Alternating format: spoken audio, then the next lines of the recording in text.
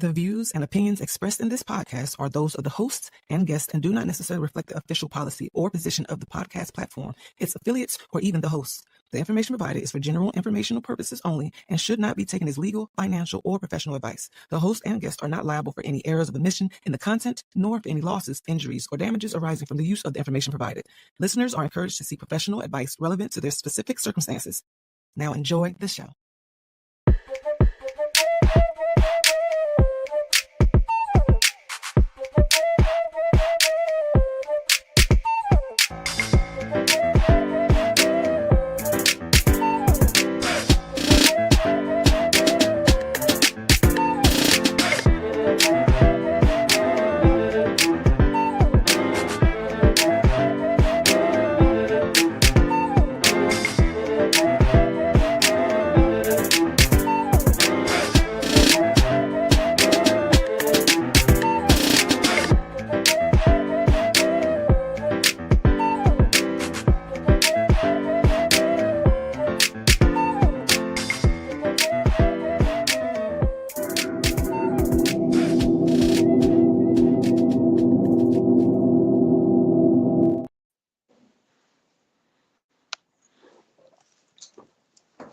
God bless it. Oh, I was muted. What up, y'all? Big shout out to John, my engineer, that keeps us intact because we were running our mouth, and he was like, "Yeah, I'm just gonna start the show because it's the adults not paying attention." So, I think you're muted too, Money. All right, Money's right. Lady D's me unmuted. Right on, right on. We gotta give it a few seconds. So yes, I'm back. Thank you, sir. So as you guys can tell, we have a guest. We have family in the building. yes, Family. The one and only Jazmine. The great, the best poet so far. Sorry, Mike, you're number 2 today. Sorry. Hey, Yes, I know where I stand. I know where I stand. It's okay. It's okay. I've seen the face before, and she's amazing. So, be your own folks. That's right. It be your own people, I know. So big shout out to long story short, she's going to talk about her brand new book. We're going to talk about that after the break, which is make sure I'm saying it right. Born Black, Raised Baptist. Amazing book. And yeah, I'm a stump because I have a signed copy. You don't. So I'm stunting already. And I got it in digital. So my Kindle. That's right. I got it on digital too. Right on. So, Mike, let's start it off. What we got going today? Let me see. Y'all already know. Welcome to the Ops, home of the United Front. Yeah. Well, so what are we talking about? Tonight we're talking about March Madness is here. Family is everything. In Born Black, Raised Baptist. And tonight's topic, Mr. John. Poetry in motion. And we firstly named that for our sister Jazz because she's definitely got motion out here and she's doing amazing things all over the place. So, poetry is definitely in motion tonight. Yes, it is. All right. Oh, wow. We already got people chatting in. Big shout out. We already got folks in the building. So thank you for pulling up, folks. What you want to start with weekends? How we doing? Yeah, let's start off. Well, you already know. We're going to start off with RG today. How was your weekend, sir? Do you even remember your weekend? Right. But you know what? Before we get into your day, let's start with Jazz. How was your weekend, Jazz? Yeah, let's start with fam. Yes. Oh my God, my weekend was great. I went to this dope 90s themed birthday party. Oh my goodness. I went to people one too. Really dancing, I didn't know if I was in college or if I was at a birthday party for a 50-year-old man. So yes. Yeah. Weekend. Okay. Like both. Instead of 50-year-old. It was like a kegger. Yeah. Right. It was more tame than any kegger I've been to. So all right. Good time. Yeah. Nope. Go ahead. How about you, Money? You want me to go? Yeah. Why not? I mean, okay. So Saturday was an adventure. It was a great day. I hung with some amazing people. I think I ran into Jazz at this same 90s party for a 50-year-old. Pretty live. Yeah, that was Dang. you. Yeah, I was there too. It was great. You was there? Oh I yeah, was. you was there too. Yeah. Man, Everybody was there. Anybody who was there at the party. They know. Yep. Exactly. That party was crazy, man. I don't even know how I made it home. But anyway. I got the people home that were supposed to get there. Exactly. Safely. Don't drink and drive. We do appreciate not dying over the weekend. That would only put a damper to things, sir. I know. I want to make it to 52. Big shout out to Precious and Aya. Thank y'all so much for your continued support, as always. Mm-hmm. And that was pretty much my weekend because Saturday messed up my Sundays. I was supposed to go play basketball, but there was a lot in my cup. A little bit of a lot. A little bit of a lot. Yeah, it was a little bit of a lot in my cup. So no, not really, Mike. You controlled your drinking. You did a great job. It didn't run it over. That's what it didn't run over. Precious didn't allow that. Yeah. Precious. Shout out to all the people in the comments. I mean, look at this. Shout out in the building. She said, "Hey, fam, what up? What up? What up? Okay. Madeline, what up, dude? Oh, OG Philly Mike want to talk about LeBron getting carted off. So we're gonna talk about that a little bit later. Mm-hmm. And of course, he got injured like it. And our guy, the man, the legend himself, Lucky Lefty is in the building. Shout out to you, sir. Thank you for going up. Right. I didn't expect the air horn from Jazz. Okay, I like it. Oh, you're gonna fit in just fine. I know, right? Shout out to Precious. She's in the building as well. She says, "Hey, man." Hey, Precious. Yeah. And my text my friend. No. Oh Lord. It had nothing to do with you. Don't make it about you. I'm sure it would. So what everyone's talking about is my wife and my family threw me a super dope 50s birthday party. And it was way more than I could ever expect. It was supposed to be a surprise, but I'm kind of like Batman because I'm like, when I see stuff, I have to kind of investigate. So they told me parts of it, but they didn't tell me everything. They told me enough to make the bloodhound in me like go away. But it was way better than I could ever imagine. And man, big shout out to my wife Joanne. It was a pretty dope party. Shout out to my kids for helping out. Shout out to all the organizers. Shout out to Mike. He did a dope poem. Shout out to Dutch Host DET. You can find him on Instagram. He actually did a performance. DJ Shorty Low, my host Ezel Moon. It was just an amazing event. And I will tell you guys, like I've been telling everybody this whole weekend, you guys are the presence, right? I already have, you know what I mean? Money is growing. I have material goods, but nothing beats my family. You guys are the gift. And even if we just had a couple lawn chairs, if I had all you guys there with a bunch of lawn chairs and a 40 ounce, it would still be the same dope event because I can never replace all the beautiful people that I know and love. So thank you publicly for everyone who showed up.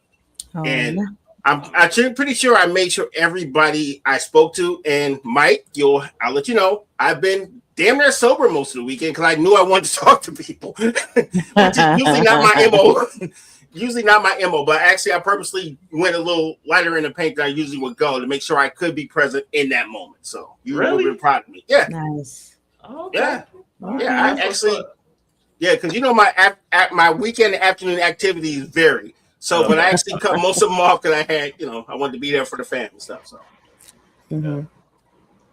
So what big shout out. Be getting into? Like now I'm curious what like a full-fledged Royal weekend, a full-fledged Royal weekend. Go ahead. So if we hit Friday after 4:31, usually there's a cocktail being poured. There might be a herbal supplement of some sort, and I'm usually disconnecting from life in front of an Xbox. Or if I have to be an adult, it's usually later around 8. But no later than 8, we already go into darkness.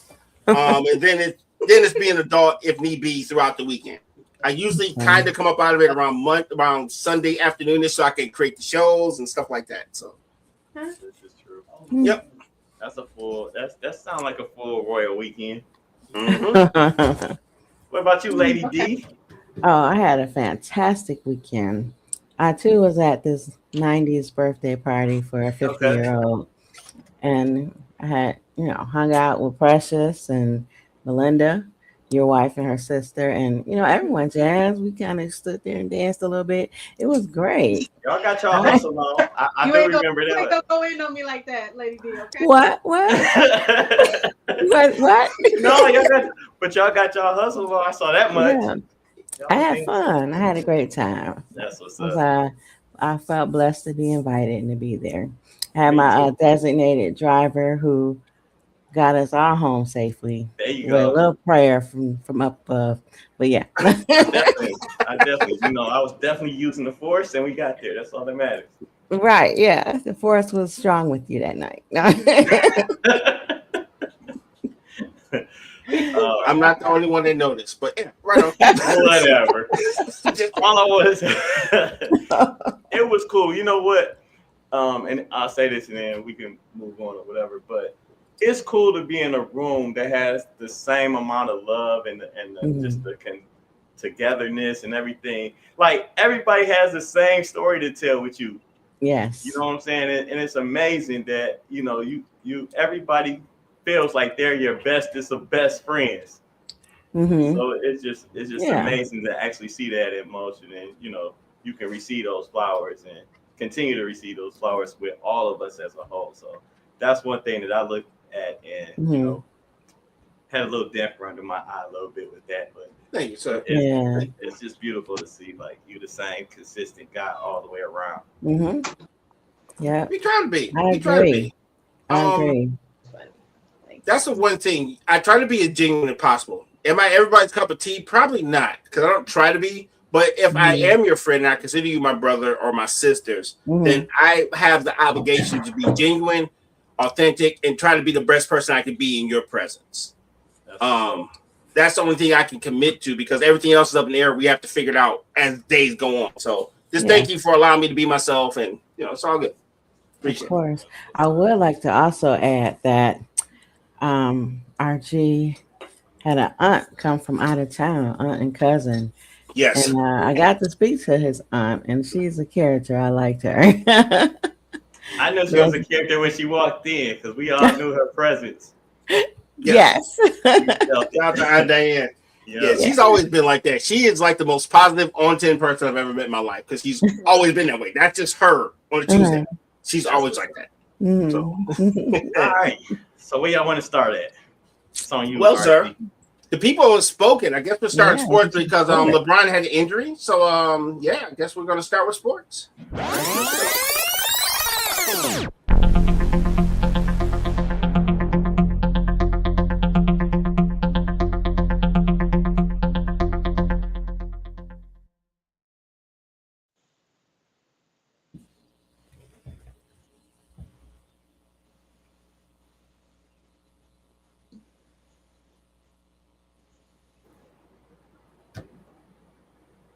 Okay. Can't hear you, RG.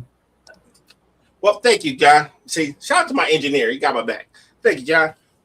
Yep. This weekend, LeBron got hurt. He is dealing with a right hip contusion and arthritis in his left foot. But the man has been playing basketball for the last 20 years. So I was really surprised by this. He probably could afford to sit down now. What you think? Yeah, I think so. He's still putting up good numbers and stuff, so he's still better than a lot of these players that's on the Lakers to me. But maybe they're winning. I don't know. You still got shade for the Lakers. Let that boy ball out till he can't ball no more. I think he almost balled himself out. He dived on the floor and didn't get up. That's 50-year-old behavior. Trust me, I know. I know too. I know a few 50-year-olds. You don't get up after you dive. I know we don't bounce the same. No. Neither did he. Neither did he.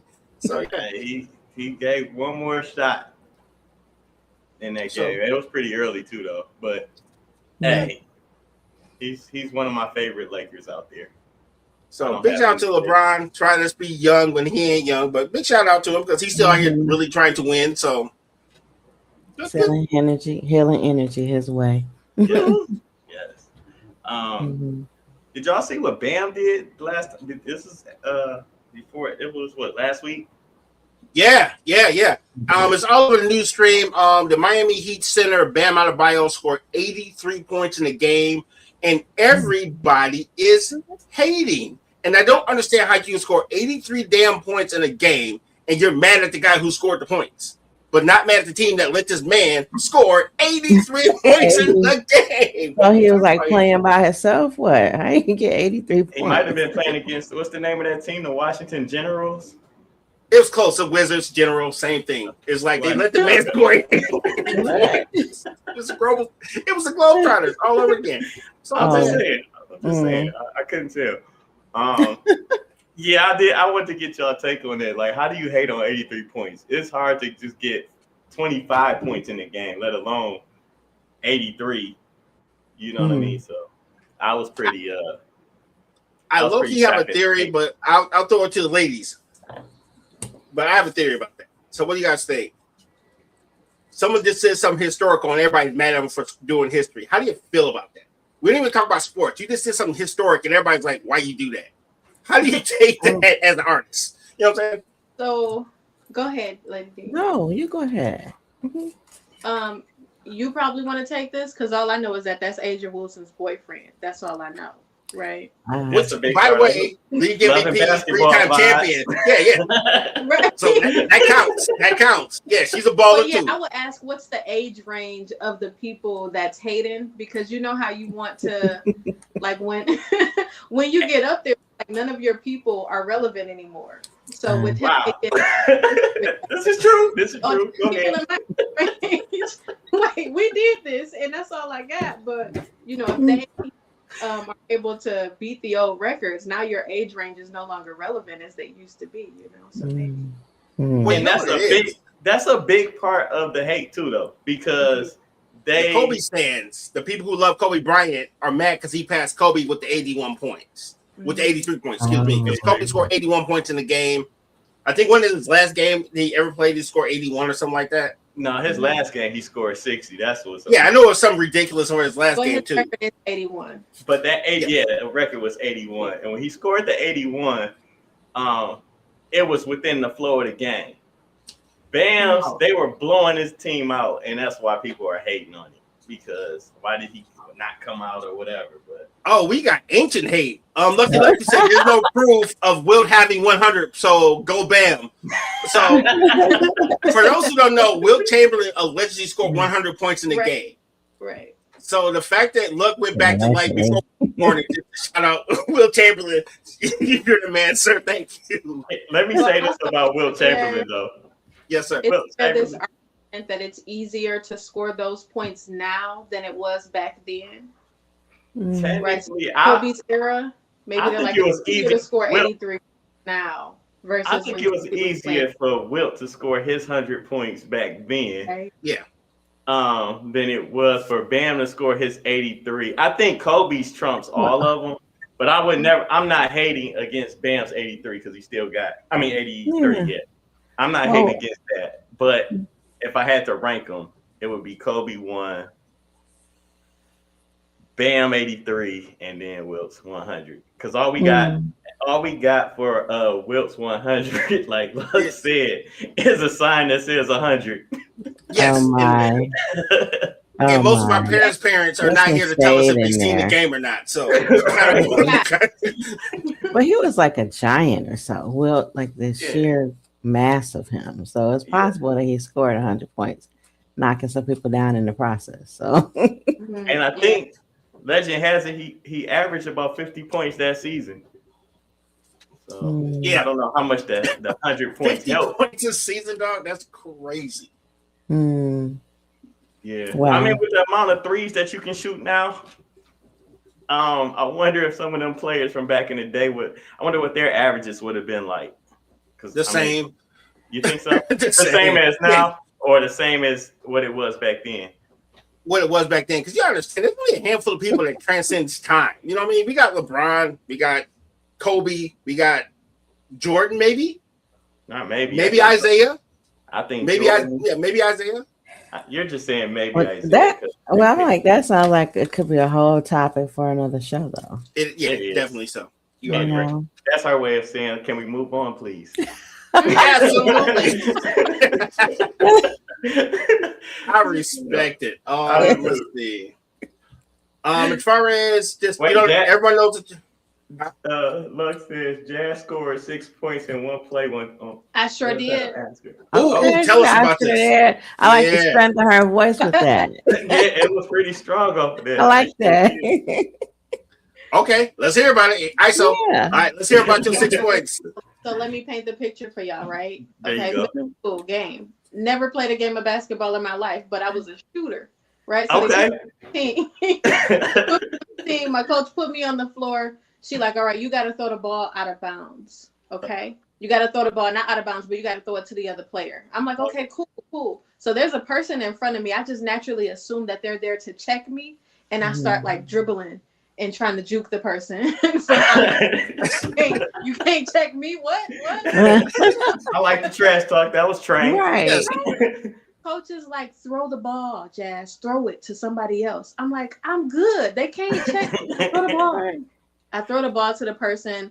Time is winding down. Mind you, we losing terribly. And when we get there, I'm standing at half court because I'm like, just give me the ball. I'm going to shoot it. Just give me the ball. My teammate throws me the ball. I shoot the ball from half court. The ball goes in the net. I kid you not. I'm not a liar. I ain't gonna lie to y'all. Look, this how dope my little shooter is. It went in and then it rolled in the hoop again, and they counted it as 6 points because we was losing so bad. But I the Kobe is strong in this one. He's like, give me the ball. I got this. Okay, it's circling around. I like that. The Kobe is strong with this one. They was just tallying up the points every rotation. They're like, 2. Dope. Very good. That's like Al Bundy, 4 touchdowns, 1 game. So shout out, she's a legend now in these streets. Thank you. Not every time y'all just give me the nickname 6 Point Shot. We got you. Yeah, actually, you scored 6 points off of 1 bucket. Oh yeah, that's amazing. I know. We gotta get you a sign. You gotta put the 6 up there. Yeah. Yes. I gotta grab my markers.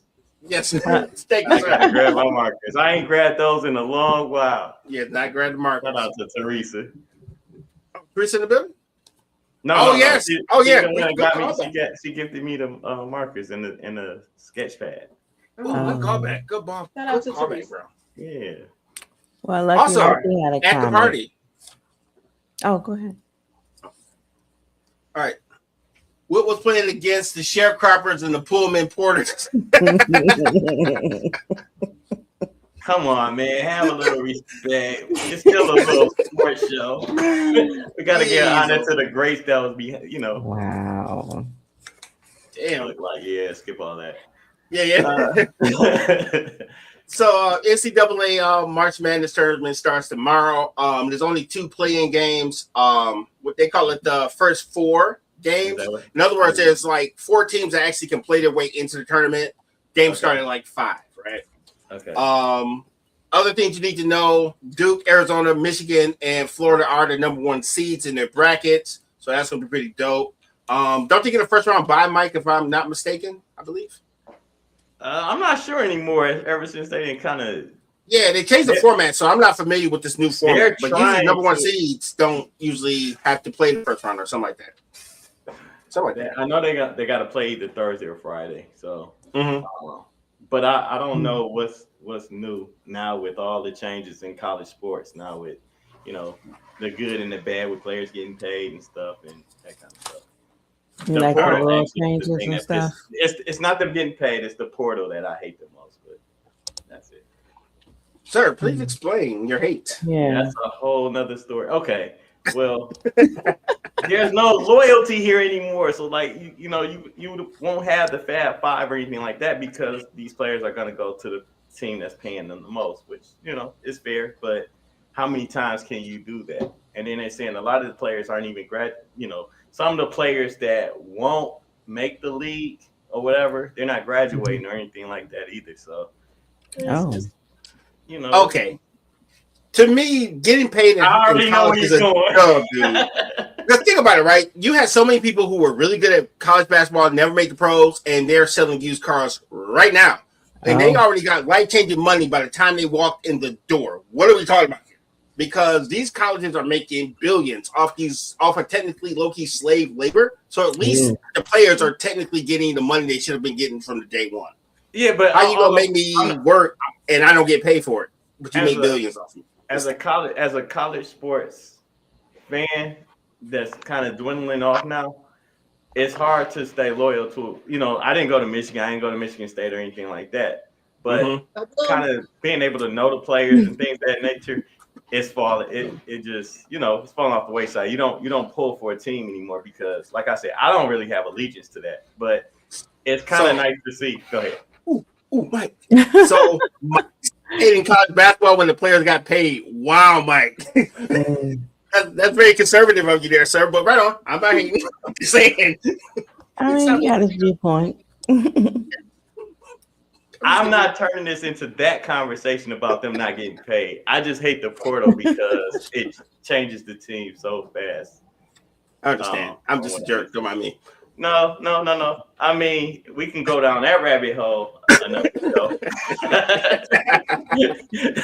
Because honestly, I am happy that they are getting paid. I mean, overall, but it's still, I think they need to refine how players can maneuver, because all in all, it's all messed up still because coaches can leave whenever they want, and they recruited this player. Now he's stuck with a coach that he doesn't even know that he committed to, and this, now he's committed to this school, not the coach. Where that's not fair. Well, shouldn't that be the case though? Committed to the school and not the coach? No, because if a coach came to my school to recruit me and tell me I'm gonna play a certain type of way, and he takes another job somewhere else, now I'm stuck with a coach that plays a way that I'm not good at.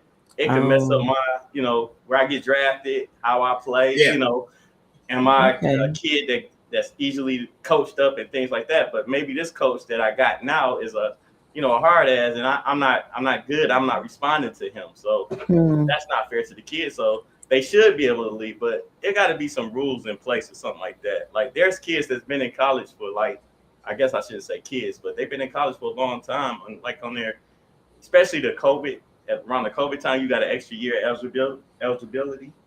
So that kind of threw things in. You got grown ass men playing against 18-year-olds. Okay, I'm gonna throw this to the ladies, right? Okay, so your child is really good at sports. He's going to get a scholarship. Usually, you're like, damn, how the hell are we going to pay for this big old loan for this child to go to school? But now they're saying, hey, he can throw a ball in a hoop. We'll just give him $1 million. Yeah. How's that sound, Mom? How does that sound? It sounds amazing, but I'm just going from the angle as a fan. I'm not even talking about I'm not really talking about the money as far as what we're owed in so many other, angles of the world.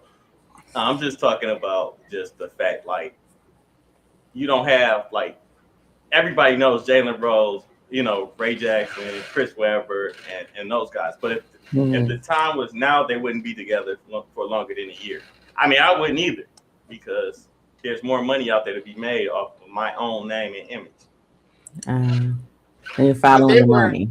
But they were forced to go to a historically school because they couldn't get the notoriety they would have got if they had to stay home. So it's kind of the same thing. They just had because I hear about Chris Webber talking about he would do radio interviews and sports interviews, and he couldn't even sit down with the reporter and have a pizza. Where Mitch Albom would buy stacks of pizzas and call him so he can come down and eat it, because he couldn't just take him out to dinner because it was an NCAA violation. That's damn near slavery, bro. When a person cannot even have an interview with you, and you're the reason why they're coming to interview the team. You know what I'm saying? We're talking about two different things. You're talking about. I'm with you, because everybody know college sports was it never was a fair trade-off education for because of what the kids that were being recruited were actually getting. I'm just talking about these same teams. you know what this has done? It's made it so that the big schools can get the better players, right? True. You're not going to have in a minute. You're never going to see another Cinderella team win an NCAA tournament or anything close to it, or the upsets. It's not even going to happen anymore. So March Madness is not going to be what it used to be, and that's all I'm talking about. Just the talent and it sounds like, people would go to a school because the Fab Five went to U of M. So they're going to pick the school with the most notoriety anyway to have their name out there. You're going to go to the school that pays you the most money now. Okay, maybe now, but before that's what I'm talking about. So that's the difference I'm talking about. Like now is the fact, like the schools that can afford to pay the players the most is going to have the best players. You're not going to have like a Davenport University with a superstar on the team because he's going to be going to Duke or somewhere else because that's who's going to pay him the most money, give him the most resources, and things like that. So like that's what changed with the money aspect of it. So as a fan, what you're saying about the money, but what if that person always wanted to go to U of M anyway? So the pressure gonna get put on him to leave to go for money. For more money. And you say at the end they still don't have a degree to carry forth with their life. They technically don't have to get a degree. They can. They can do what they want. I mean, hopefully they. So when you say that, are they too busy playing sports and traveling and working out, being ready to play the game, so they're not actually doing the work to get the education? Yep. It depends on how serious they are about their education, because a lot of players just already see. The NBA made it so that you have to spend a couple years in a minor league before you can go to the NBA. So they use college as just that stepping stone to get to the NBA or NFL or wherever. Well, NFL, I think you don't see people come out too early in the NFL. I think it's a 2-year minimum, maybe 3. Mm-hmm. Yeah. But go for it, Mike. No, that was it. Oh, well, we're gonna go to break and then we will come back to the top of the hour and we will talk about our sister's book. So, John, hit the commercial, and let's Don't get worry, he on it. He about to tell you up right about WSAN Radio, the soul of America and beyond. Turn it up and feel the rhythm of the greatest old school music ever made. From Smokey Robinson and the Temptations to Diana Ross, Aretha Franklin, Luther Vandross, and more. This is the music that touches your soul and moves your spirit 24/7. Listen live now at WSANradio.com and take the vibe with you everywhere. Download the WSAN Radio app today on the Apple App Store or Google Play. WSAN Radio, feel the soul.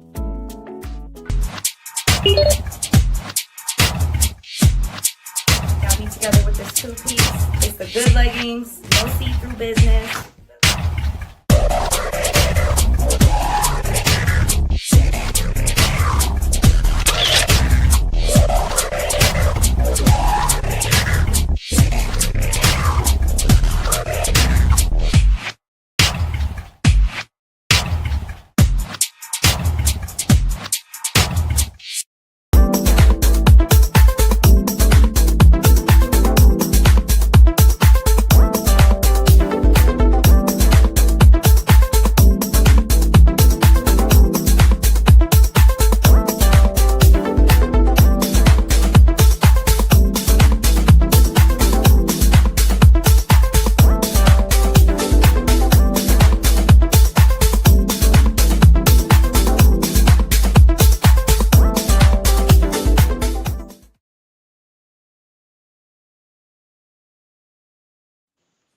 We are back. The Ops. I'm RG. My brother One Mike is probably still on his potty break. We have our guest, Miss Jazmine, in the building. We have Lady D in the building. This show is pretty much all about her. Tonight's topic is Mr. John. Poetry in Motion. We named it that way because we have our sister and our dear friend Jazmine in the building. She wants to talk about her book. Born Black, Raised Baptist, available everywhere. And just so you can't say you didn't see it, hold on. We gonna get all the excuses out the way. This is what the book looks like. Go on Amazon right now and order that joint. So you ain't got no excuses. It's right here. No. After you get off our show, go order the book. Great book, great read. Mm-hmm. I have one question, and then we'll turn it over to the panel. Ma'am, what inspired you to make this amazing book? What was your motivation? Because I've heard you speak before. You're always saying some amazing stuff, but what inspired this? Because this feels different than the stuff I've heard before. For sure. I was raised in church, been in church my whole life. And there came a point in time when I got sat down in church. I've always been active. So I grew up being in the youth department, and then I was on the usher board. My grandmother was a pastor, so I played in every position in church. And then at some point I got ordained as a pastor. And I got pregnant. Yep, I got pregnant, and when I told my pastor that I was pregnant, she sat me down. And church was kind of my identity. So when I got sat down, I'm like, I don't really know what to do, how to function in church, what I'm supposed to be like. I'm supposed to just sit here and watch when I'm normally playing a part during the service. So I had to go back to what I knew. What else I knew? My other identity was being Black. So yeah, my poetry really started to bloom around that time. And outside of what I had been taught in church, I learned more things about my background and my culture. So that's why I started the book. The things that I've learned on the journey to getting back to my original self, my Black self, not just my churchy self. Gotcha. Now I got one more question. I'm sorry. Got one more question.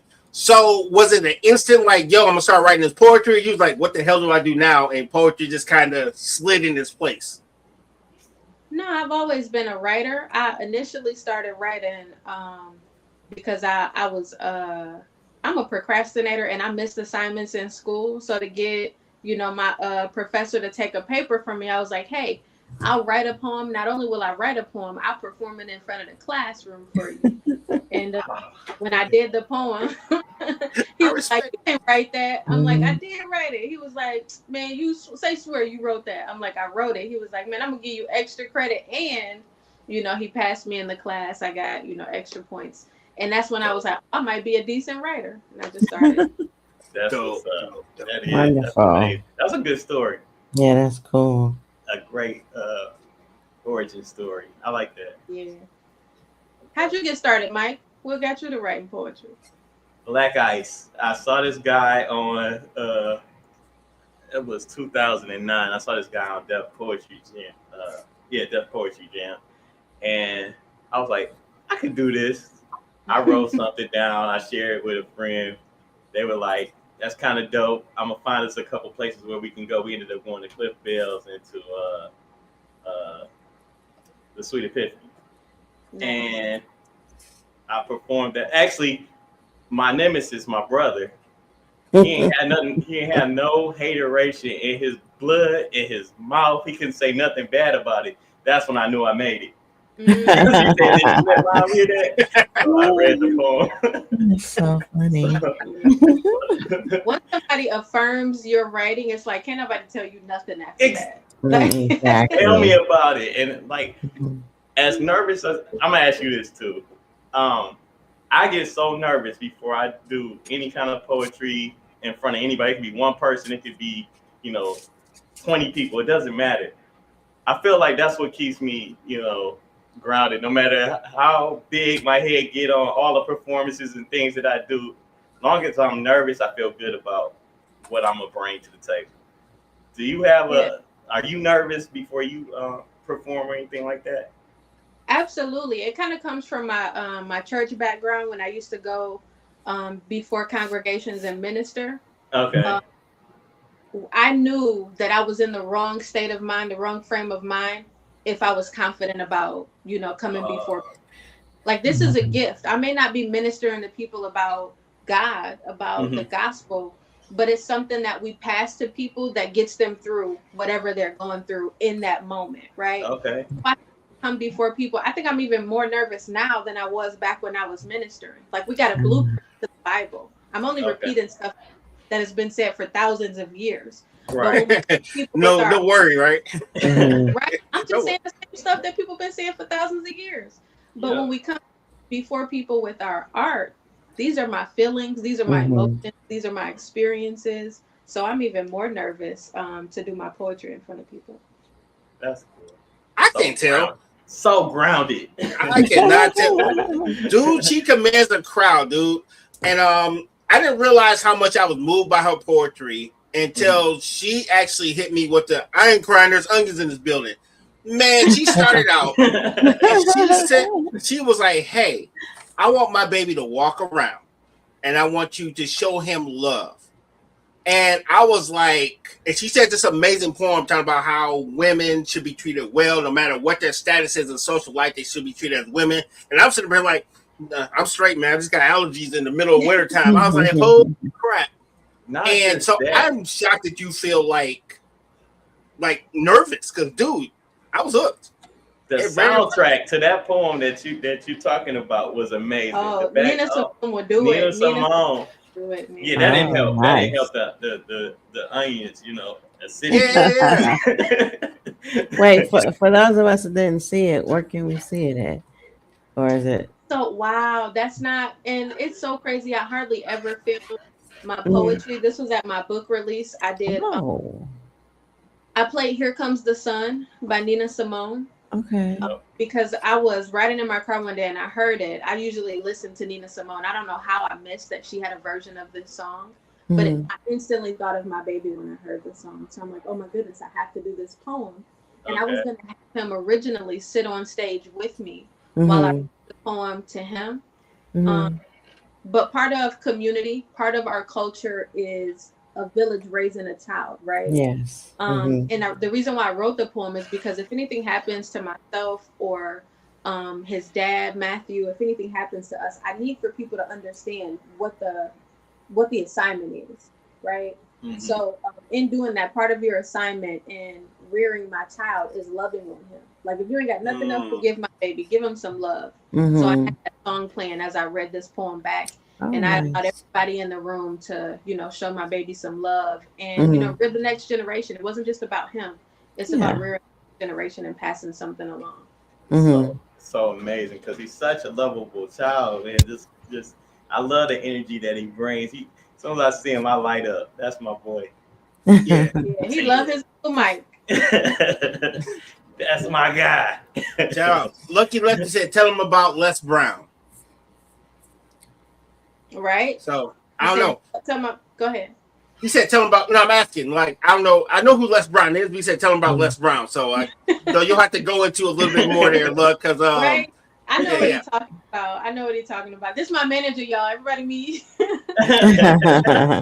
What up, though? So please explain to us what's about Les Brown. Yeah, talking about this experience I had before I graduated. My English teacher and drama coach, she entered me into a speech competition. It's a citywide speech competition where a couple of news stations were there. It was headed by 100 Black men.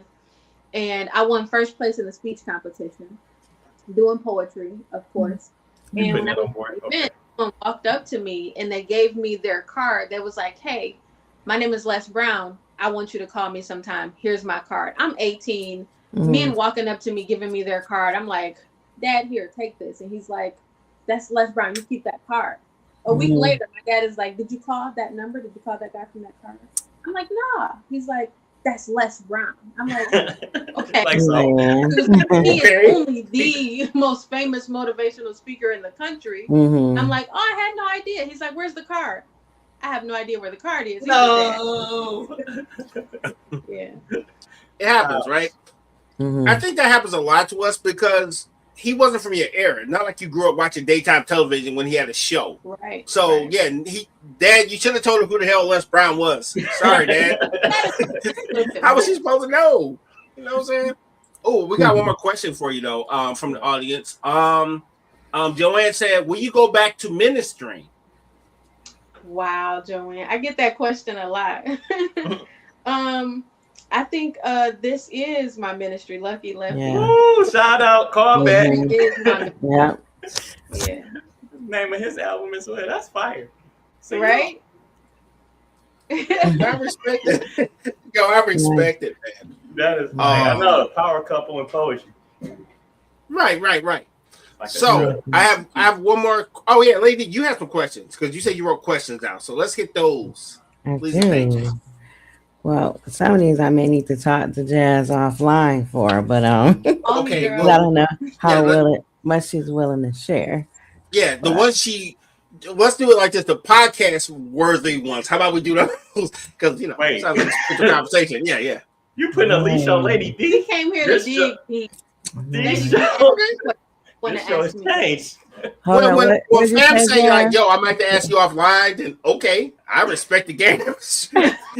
What did you say, Jazz? I'm sorry, I couldn't hear you. No, I said we came here to dig deep. Whatever questions Okay. you want to ask me, girl. I Or we love can. it. I love it. Thank you. Let's roll. Okay, so I'm going to start with my mind is made up. Mm-hmm. And the point is, in the beginning, you say you want to prove your mother wrong. So did you prove your mother wrong? That's my question. Oh yeah, there was a situation with my mom where initially I got a full ride scholarship to U of M and Michigan State and Wayne State, but my mom didn't want me to go away to school, so I initially accepted the one to Wayne State, and then I transferred to U of M. And when I decided to move out, my mom was like, "You're not ready. You need to wait." And I said, "No, I gotta go. I've been here. I need to go out on my own." Yeah, and that was me proving her wrong. I've been on my own since. So. Wonderful. Yeah. So that was like your cocoon time, from a caterpillar to a butterfly, spreading your wings. Wonderful. Okay, so this is a little deeper. I had to remind myself. I have notes all throughout the book, okay? But these are just the ones I put on a note card to ask you here. So I had to remind myself, was it about incest, or was it about two different fathers lost, her father as well as her baby father, or was her father also her baby's father? No, it was about two fathers. So my mom and my dad. My mom lost her dad early. I think she was about 13 or 14 when she lost her dad. I didn't have my dad in my life early on. So we both had to grapple with the grief of losing Black fathers in our life. She had to go through her stages of grief as well as the stages of growth, because she had me when she was young. She had me when she was 15. So while she's grieving the loss of her father, she's also, becoming an adult while raising a baby who also doesn't have her father in her life. Yeah, that was deep. Yeah. Yeah, because you had another poem about her being like a child and not having an adolescence because now she's a mother. So that was profound. Let's see. And then skills. I love it. Go ahead. Yeah. This is why we have educated people, folks. Because me and Mike can't get nothing done. Thank you, Lady D. Room with us now. It's just me and Lady D. Right. I know. No problem. I was calmly sitting right here in this corner. No problem. I ain't gonna say too much because they like to throw me off the camera anyway. No, John, mute him right now. No, okay. He will. Okay. So on musician, I read it a few times, and my question to you, and this could be deeper than what you want to show on the show. That's why I was like offline. But is it about rape? Musician. So it's about a lot of different things. I want to pick it apart. I'm trying to look for the poem. Yeah, because I'm like, it could be about rape. It could be about this. It could be, Yeah. I'm trying to scroll to see if I can find it too. That's okay. Give me the first line. Hold on 1 second, because I did not have it in front of me. I'm gonna go ahead and post this book so everybody knows. Okay, back. Go ahead. You go. Keep going. I'm gonna take that. No, I had it and I lost it. Okay, back when my hands were innocent. Oh no. So musician is about Black women having to perform for people. Yes. Say it, girl. Yep. It's about us having to appear a certain way to people. Keys on the piano are black and white.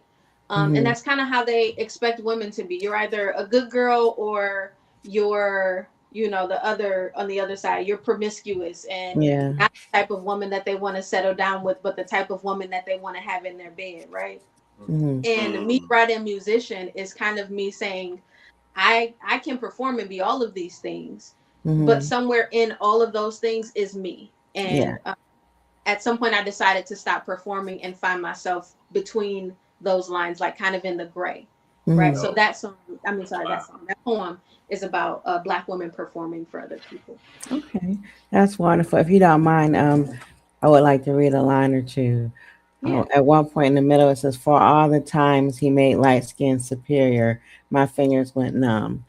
I was like, about colorism within our race. And then the part that made me think it could have been about rape was, let's see, This is like about dancing. Oh, my dance was too tempting for his nature.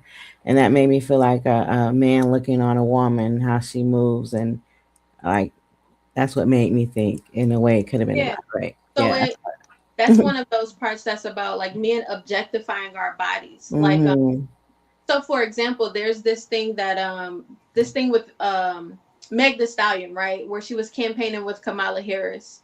And she started twerking while she was doing the campaign for Kamala Harris. And everybody was like, what is this? Is this like, we at the club or you campaigning? And I'm like, somewhere in between your expectations of what, women and graceful is supposed to be lies the Black woman. Like we have a rich history of dancing and using our bodies as a form of worship, as a form of reverence, right? So before we even came over here, before we started dancing in strip clubs, there was already this movement in our bodies. There was already this movement in our hips. There was already all of these things that we had. So don't minimize me. Like you see me dancing, it's tempting to you, and that's why you want to shun it, because you only see it as a sexual thing. Yeah, we use it sometimes to manipulate, but it's not always sexual. When women get together and we start twerking together and we're having a good time together, we do this in the comfort of our own home when no men are around. So it's not just a sexual thing. Exactly. So that's why the spelling is what it is. So it's musician. Because I was looking at the spelling that's crazy. So now it makes a hell of a lot more sense. Thank you for that. So, I'm glad you realized that, Archie, because I caught on to that about the news. But there is a point when you speak about walking straight and not moving your hips, But I did want to let you know while we're on here, the 3 poems I definitely identified with, because I haven't got through the whole book. So, so I most identified with Misfit. On the Kindle, it's page 33. Because I felt like I didn't fit in with the church crowd or the unholy crowd. It's like wherever I was, I didn't fit. Their expectations or their rules, or. And then also I identified with Confessions and Dear Mama. But this book is deep, and I only got through part of it. So I want to let you know I enjoyed reading. And actually, I when I was reading it, I felt like I was trying to learn about you and what your experiences and what had you write these things down, and And I wrote it for Black women in general, not just. So this is my story. These are my experiences. But again, a lot of Black women have the same experiences. So, for example, being a misfit, and for the longest, I felt so uncomfortable, and because I can talk to y'all now, it would be foreign for somebody to think of me as awkward or like I don't fit in. But I very much went through a stage of not fitting in and not accepting myself and being awkward in front of people. And I got to a point where now we are better represented than we were before, because we have shows like Insecure, right? We have people like Issa Rae that put a spotlight on. No, I don't get everything right. I'm awkward, but I'm still sexy. I'm still cute in my own little way. Right. So I wrote these words, not so people could learn more about me, but so that you can see yourself in some of these experiences and learn to identify with something else. And like some people look at me a certain type of way, and I am nothing without somebody else looking at me the way that some people look at me. you know. Mm-hmm. So Now, I want you to see yourself in the poems, not just, you know. well, and I did, you know. But also, when you mentioned Issa Rae, I think when I read Misfit, I also thought of her. But before she had Insecure, she had an internet show called Awkward Black Girl, and it was amazing. I wish I could get that T-shirt. I should have bought it when it was out there. Right. But, yeah, but yeah, I actually thought of that show, which helped launch her into where she is now. But thanks for sharing your work with us. Thank y'all so much for having me. But you know what's crazy? What I could grab from just your conversation just now is the interpretation of your words. It's not fully what you meant it to be, but how she grabbed it when she said it. And that's always amazing how one phrase or a couple paragraphs, whatever, can shape somebody's thought process that's totally different from what you intended it for. But then they open your eyes to something else.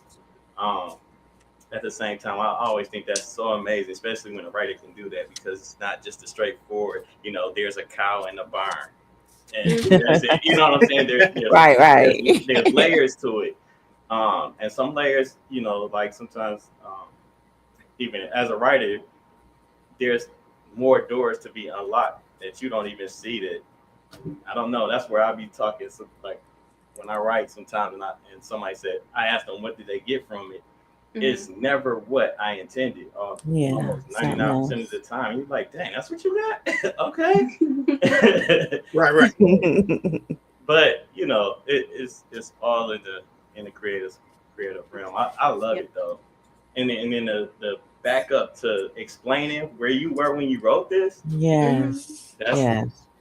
And there's so much more I won't even talk about, but I know. I need more time.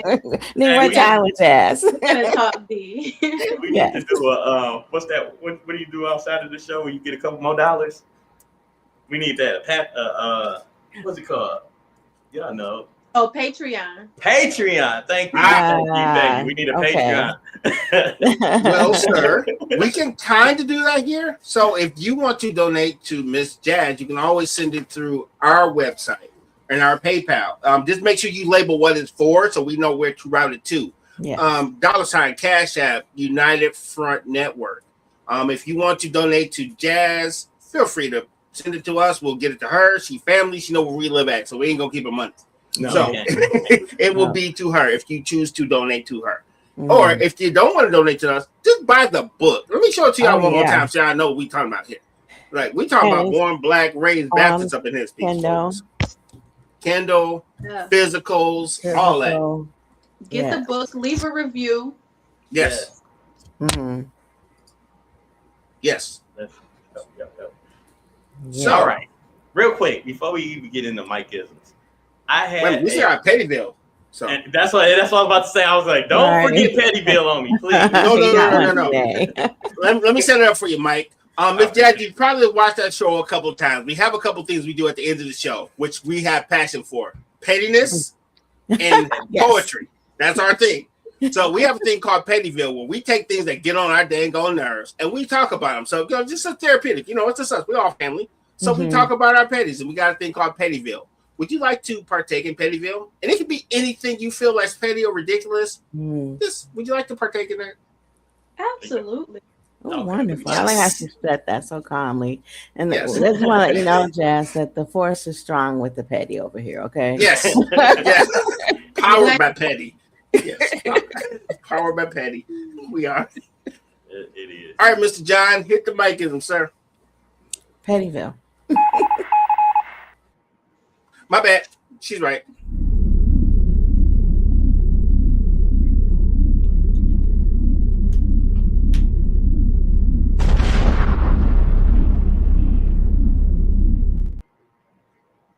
Thank you, Mr. John. Mike, you want to go first? Yeah, I'll go first. I know you're going to have something to say against me, so I'm going to get this out of the way. My petty is with Royal. I can't say nothing without him having to say something. What I do? I didn't say nothing yet. No, Mike gotta have that whole palm tree. Yes, he did. I got muted. That wasn't me. I didn't do it. Go ahead, Mike. He keeps getting muted. I don't know how that's happening. How about Okay. I'm not touching anything. Right. That's right. I just got the book in my hand. Oh no, it's not you. It's your family. I know how they work. But anyway, I'm just playing. I'm playing. It's Patty. Shout out to John. Our engineer John. No, my petty is something I caught off of IG earlier today, where this older couple came into a restaurant 30 minutes before they were about to close. So their complaint is they drove 40 minutes to get to this restaurant, and the the manager said that they turned the stove off, so they're not serving any more food. So they stood there and argued with them or whatever for what seemed like 15 minutes, because I was getting irritated about the arguing, because at this point, why would you even want to eat somewhere that don't want to serve you to begin with? But working in the fast food, I worked in the short order cook restaurant. I was at Big Boys for about 5 years. And I used to hate closing. And that one couple that come in and sit there and you got to wait for them to finish their food before you can leave for the night. Yeah. Even if they stay after closing time, a little bit after closing time or whatever, because the longer they stayed, the longer you had to pack up. So I have a small affinity for people that work in the restaurant industry and have to wait on that last minute shopper or clothes, food preparer or whatever. And so yeah, I was pissed at the couple for coming here a half hour before they closed and still was arguing with them to keep. If the sign says 11:30, you stay open till 11:30. Understand that, but come on, have some empathy for the workers. That would sound like a villain, right? So, yeah, I want you to. Okay, so when you work for Big Boy, did anybody put a gun to your head and say, "Hey, you have to be a short order cook"? Was there any rule that says, "Hey, I don't like this job, I can find something else to do"? Okay, keep going. My point is, if you tell me you're serving food from 8 a.m. to 11 and I get in there at 10:30, why are you mad at me for coming to get food at a time when you tell you're going to serve food? Right. What are we doing? If you don't want people to actually buy food from you, guess what you should do? Hey, we're closing early. You know why? Because we don't want to serve your ass. Goodbye. Lock the door. Get them the heck out of there. Because you're going to tell people you can have food till 11 o'clock and you have no food at 11 o'clock. Shout out to like Kentucky Fried Chicken. Because they're good for we got biscuits. Yeah, they definitely run out of chicken. It's amazing. Yeah, they run out of chicken all the time. All the time. So that's my only pushback. If you're going to be in a service industry, sometimes you're going to have to serve people in hours you don't like. So if you don't like the industry, don't work there. Simple. I love the industry. I love the cook, right? My problem is, why would you go anywhere that's shutting down, giving you the bottom of the rice or anything at the bottom? I'm not preparing nothing really new. Because I'm hungry, son. Right. At this point, I'm hungry and there's no quality needed. But look, you got the waitresses huffing and puffing every time they come out to you. You got the dishwasher in the kitchen looking out into the restaurant like, oh my God, will they hurry up and leave? I can't leave till I get that last plate. That's not the customer's problem. The restaurant set those hours. So they should be prepared to serve fresh food to people during the open hours. So if y'all close, you come to my restaurant saying that crap. You won't come back. Right, because if they close at 11, they should be prepared to serve up until 11. Thank you. That's all I'm saying. I get what you're saying, Mike, because I was a retail guy.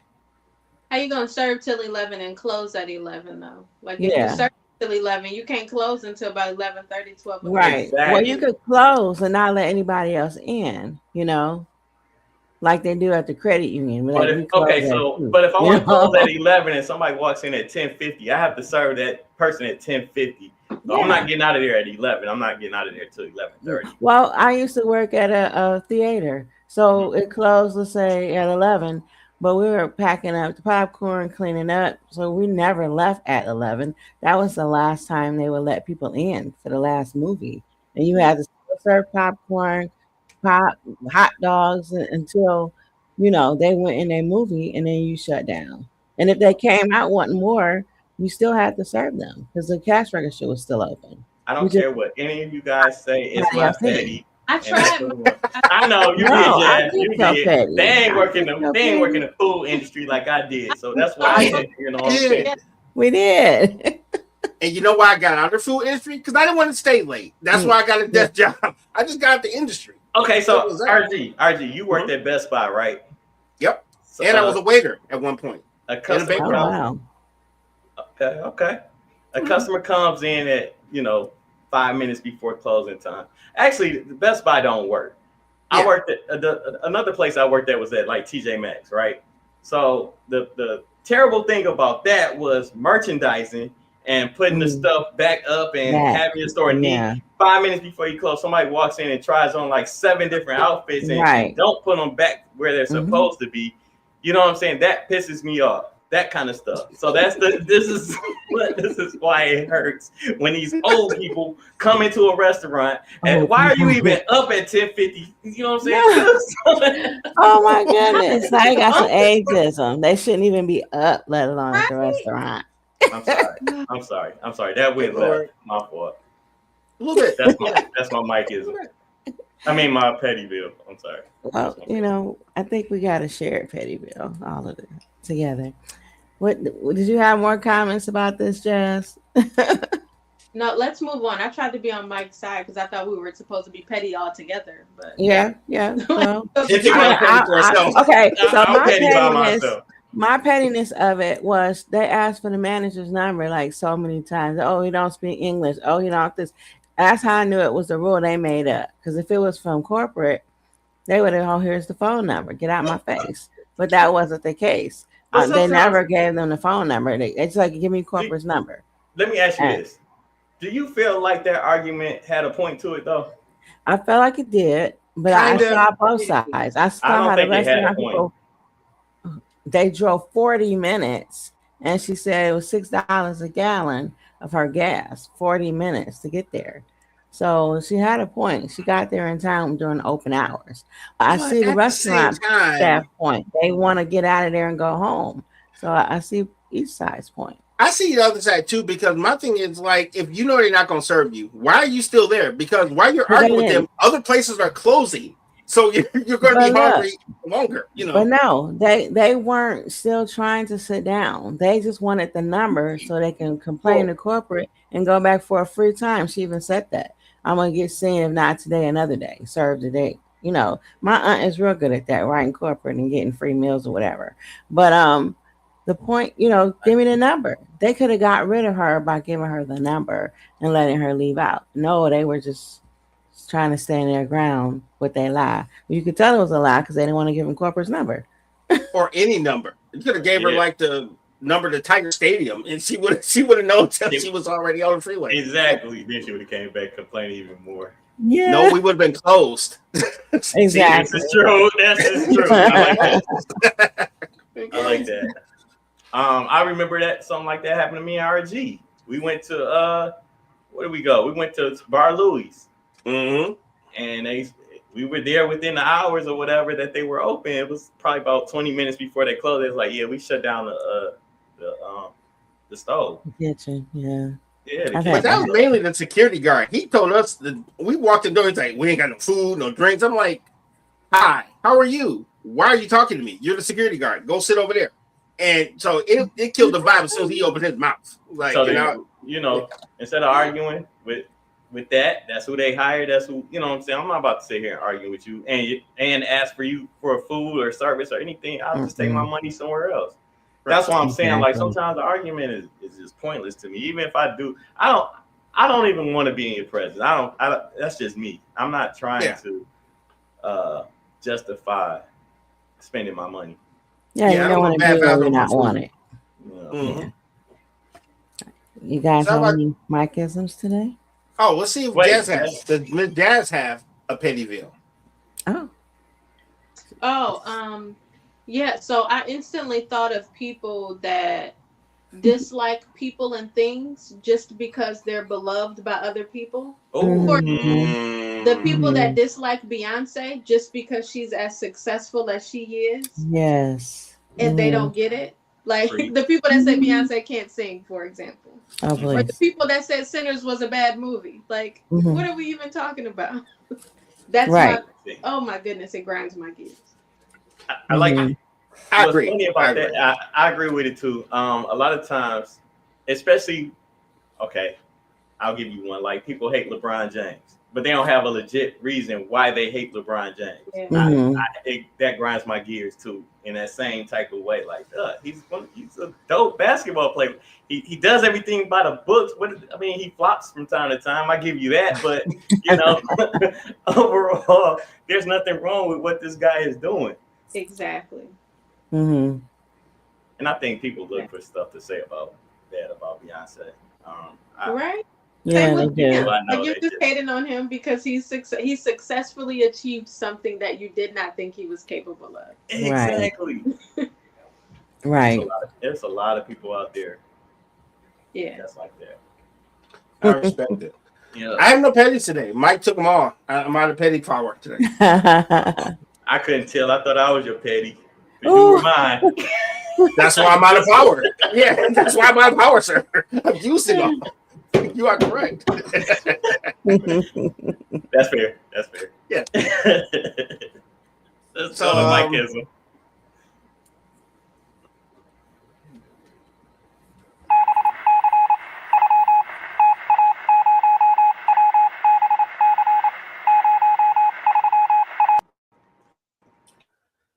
Good day, people. I am RG. I am a disciple of the one and only one Mike.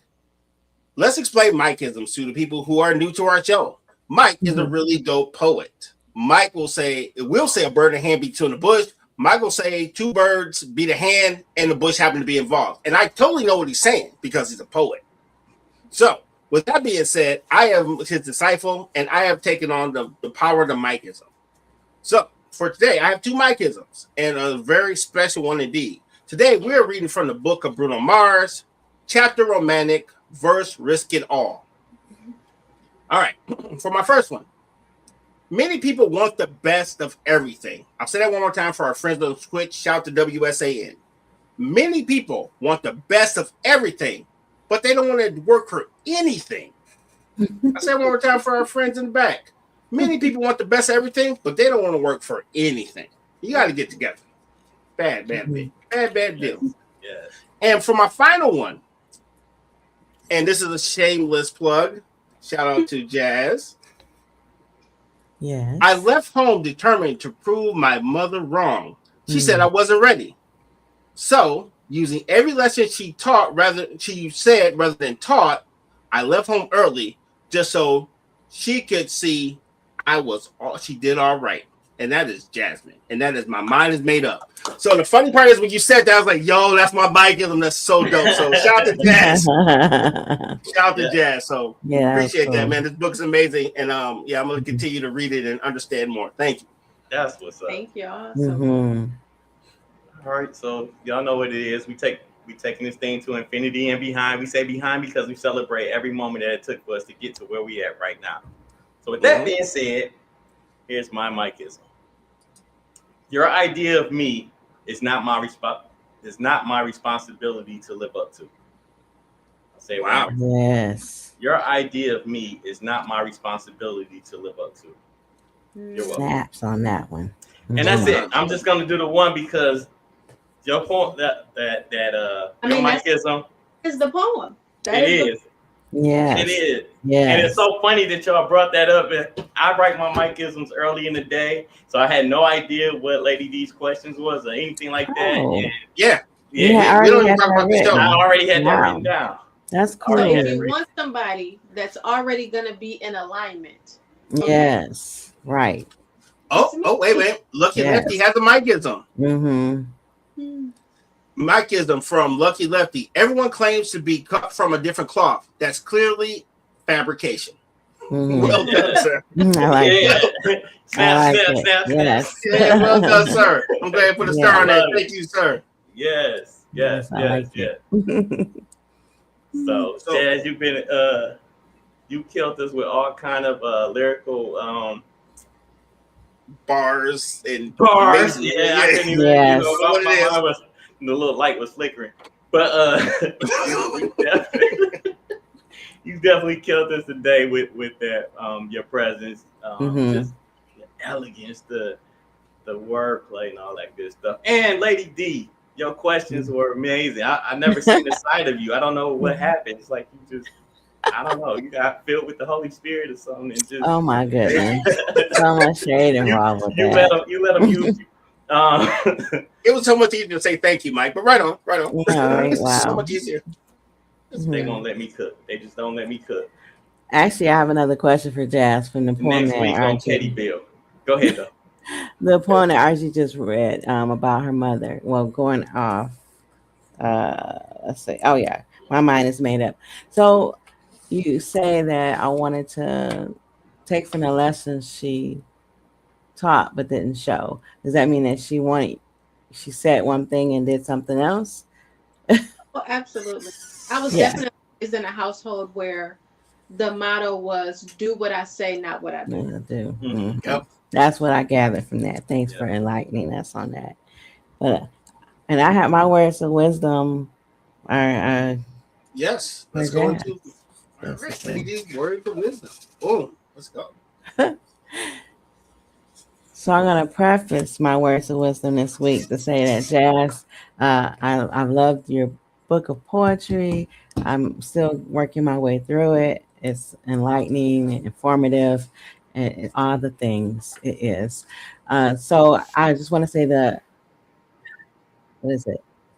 daring. I'm really good about daring greatly. I don't know if you've heard of Brene Brown, Daring Greatly. So anyhow, just the fact that you put your work on paper and you put it out there, you put yourself out there, that took a lot of courage. And I just want to applaud you for that. Just throwing yourself out there. It's amazing. So, in the words of Audrey Hepburn, nothing is impossible. The words itself says, I'm possible. Much respect. Mm-hmm. Dope. And in every traditional fashion, Miss Jazz, tell them how they can reach you, my dear friend. Oh, absolutely. You can follow me on Instagram, TikTok, Threads at jazzjaz.jamai, Jamai. I'm on all platforms as jazz.jamai, or you can follow me on Facebook, Jazmine Jamai, and I also have a website, www.jazminejamai, JAZMINEJAMAI.com. Dope. Okay, cool. Thank you. Mr. Mike, how can they find you, my dear friend? You can find me on Instagram. That's IM_1Mike. And I'm here every Monday with these guys. Dope. I'll go next and we'll let Lady D take us home. Hey, I'm RG. I'm a proud co-host of this lovely show we call The Ops. This is a labor of love, and I do appreciate everyone tuning in, whether it's 30 seconds or a full hour. We love you guys. Thank you very much. Please, as always, like, share, and subscribe. You can email us at weareunited@myyahoo.com. Please also consider donating to us, our hosts, even our guests at $United Front at Cash App. Everything you donate to us, we pour back into this network, or we give it to Jazz if you want to give her the money. We're cool with that. Either way it go. You can catch me on Instagram under RGains. I always ask this of our guests and our hosts. Please be respectful. We do block. We are too old for your nonsense. So please be respectful when you enter our chats and our emails, because we will block you. Thank you. Lady D, take us home. I'm Lady D. You can find me on Instagram at LadyD4440. Thank you. All right. And one time, we're going to show this book one more time. Go on Amazon, order it right after this podcast. There's no excuses. You know what it looks like. You know where it's at. We don't want to hear that. So yes, get your copy. And I'm all about writing in books. So, and like if you have a Kindle, make notes on the Kindle. It's just do that for yourself. I want to see the notes in Kindle. Also, Lady D, thank you so much for diving in deep on the book the way that you did. Like, I always struggle to talk about myself. I know that's what I came on here for, but you made it so easy to answer your questions and to dig deep into these topics. That's why I said go ahead and ask everything, that you wanted to ask. And it just, wow. Like, thank you so much for asking those questions and diving in deep the way you did. It really made it a lot easier for me to talk about the book and the work. You're welcome. And we got to connect. I have many more questions. So I love it. Thanks. And with that, good people, we bid you adieu. We appreciate your time. We'll catch you guys next week. John, take us home.